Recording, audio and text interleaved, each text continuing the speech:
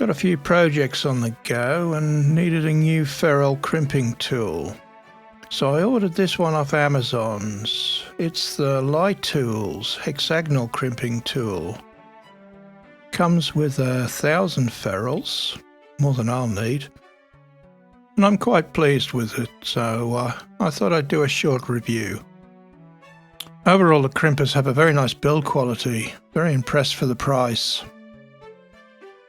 About the hexagonal crimping tool, sometimes if you're trying to get wires into round holes, those square ferrules, they just don't want to fit.